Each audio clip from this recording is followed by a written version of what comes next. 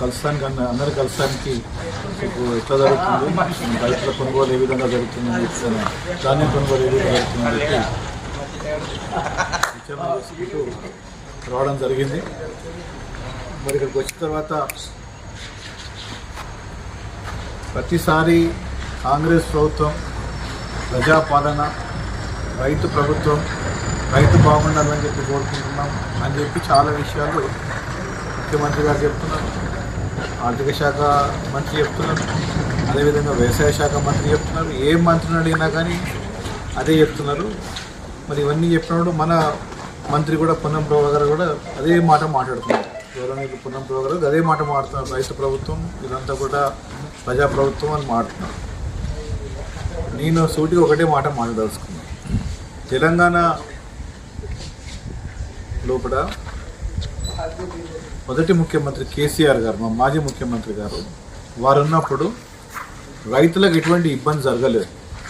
ప్రత్యేకంగా కొనుగోలు విషయం లోపల నేను హుస్నాబాద్ ఎగ్జాంపుల్స్ చెప్తే వేరే ఎగ్జాంపుల్స్ చెప్తే అవసరం లేదు. నేను ఎమ్మెల్యేలకు ఉన్నప్పుడు మక్కల కొనుగోలు గురించి ఇబ్బంది వచ్చినప్పుడు వెంటనే మాట్లాడినాం, మక్కల కొనుగోలు జరిగింది. అదేవిధంగా సన్ఫ్లవర్ పొద్దురుడు కొనుగోలు జరిగినప్పుడు కట్కూరులో చాలా పండిస్తారు మన దగ్గర, మన నియోజకవర్గంలో. అక్కడ కొనుగోలు జరుగుతలేదు అని చెప్పంటే ప్రత్యేకంగా ఒక డ్రైవ్ పెట్టి ఒక్క గింజ కూడా లేకుండా పొద్దుతిరుగుడు పువ్వు కూడా ఆ రోజు కొనడం జరిగింది.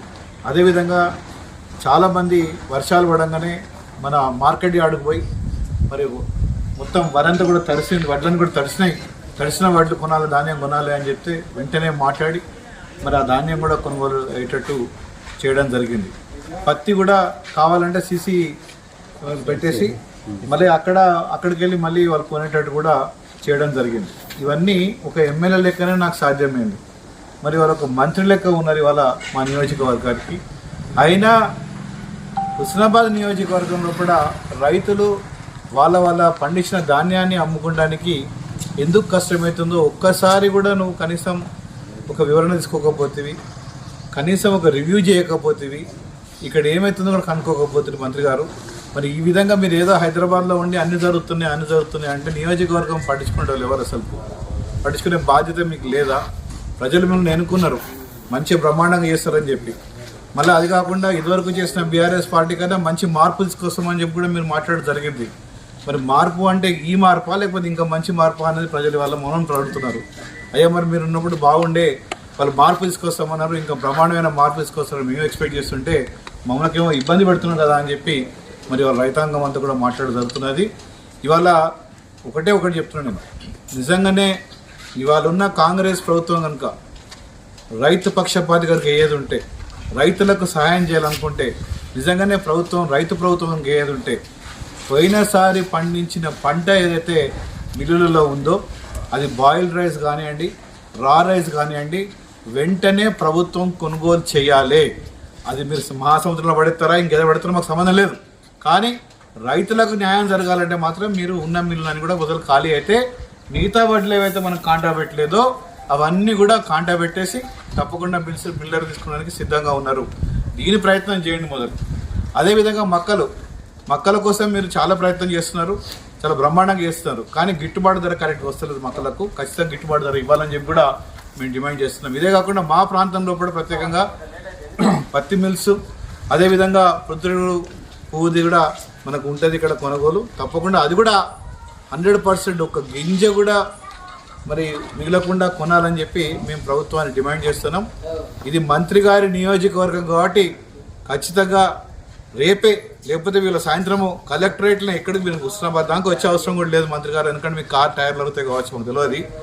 హుస్నాబాద్ దాకానే వచ్చి మరి సిద్దిపేట దాంట్లో కలెక్టరేట్ లోపల ఒక రివ్యూ మీటింగ్ పెట్టి మొత్తం సిద్దిపేట జిల్లా లోపల ఏ విధంగా కొనుగోలు జరుగుతుంది, ఎంత ప్రొక్యూర్మెంట్ అయింది, ఇంకా రైతుల దగ్గర ఎంత ధాన్యం ఉన్నది, ఈ ధాన్యాన్ని కొనడానికి మనం ఏం చేయాలి, ప్రభుత్వం ఏ విధంగా పోవాలని చెప్పి ఒక విచారణ మాత్రం ఖచ్చితంగా మీరు చేయాలని చెప్పి మేము కోరుతున్నాం. మేము డిమాండ్ కూడా చేస్తున్నాం.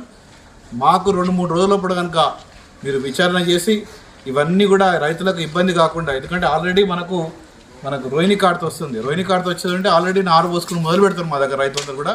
కాబట్టి ఈ కార్తీ ఇంకా 2-3 రోజుల్లో మొదలవుతుంది, 25 మొదలవుతుంది. మరి 20 దగ్గరే ఉంది వాళ్ళ 18వ తారీఖు వాళ్ళ 2-3 రోజులు మీరు నిర్ణయం తీసుకొని ఇమీడియట్గా వెంటనే దీన్ని చేయాలని చెప్పి మేము కోరుతున్నాం. మీకు రైతు పక్షపాతం ఉందని మాకు ఎరికే బుందరికెళ్ళి కూడా మేము కూడా రైతే అని తిరుగుతుంటారు. మీరు అప్పుడప్పుడు తలపాకు కట్టుకొని బ్రహ్మాండం, కానీ యాక్షన్ కాదు, మన యాక్టింగ్ కాదు, యాక్షన్ జరగాలని చెప్పి మేము కోరుతున్నాం. తప్పకుండా చేయాలని చెప్పి వెంటనే మీరు తలుచుకుంటే ఎంతసేపు అనేది పెద్ద పన, ఒక్క ఫోన్ కొడితే ఫోన్ కూడా అవసరం లేదు. సిద్దిపేట దగ్గర కలెక్టర్ దగ్గర కూర్చోరంటే తెల్లారు అన్ని కొనుగోలు మొదలు పెడతారు. కనీసం సిద్దిపేటకు సంబంధించిన ఉస్మానాబాద్కు సంబంధించిన రైస్ మిల్ దగ్గర పాత వాడు కొనండి, కొంటే రైతులకు బాగుపడతారు. ఆ పనైనా చేయండి కనీసం. అది చేయక ఏం చేయక మేము చేస్తున్నాం అని చెప్పి దయచేసి ఫోటో ఫోజులు బంద్ చేసి వర్క్ ఫోజులకు రావాలని చెప్పి మేము కోరుతున్నాం. జై తెలంగాణ.